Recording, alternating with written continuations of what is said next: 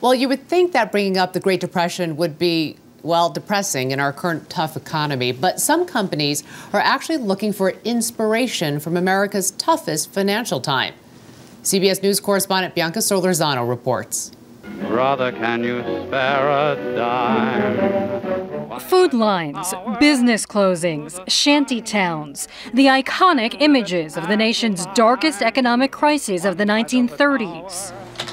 But in today's tough times, some folks are finding the Great Depression pays.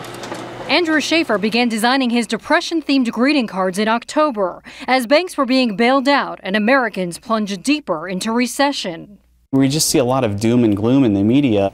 The cards actually take that straight on. They tackle the issue. They say, hey, look, things are not as bad as they could be, or they're not as bad as they were in the 1930s. Schaefer says his sales have doubled since introducing the Depressing Times line because his cards send a message about the world today.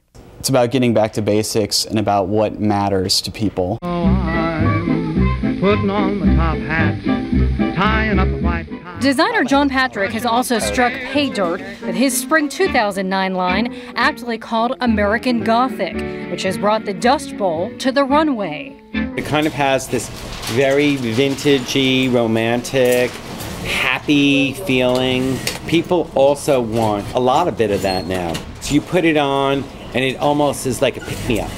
We see that in times of prosperity, people will oftentimes look forward, and in times of economic downturn, as we're seeing right now, that there's a tendency to reflect back on the past. While Depression-themed trends may be chic, at least one item created at the height of the Depression is still thriving. Monopoly, started in 1935, still has plenty of people playing with money. As toy sales slipped 3% last year, board games like Monopoly made strong profits, up 6% in 2008. More than 200 million sets of Monopoly have already been sold. And Hasbro says today the game is more relevant than ever. And at the end of the day, I mean, there's always a lot of fun to be had with playing with large stacks of money, and for a moment just pretending that you're rich and that you have it in your power to buy all of these buildings and these estates. I mean, at a time when this is so hard to come by, you get to hold a little bit. Exactly. Buddy, can you spare a dime? Bianca Solorzano, CBS News, New York.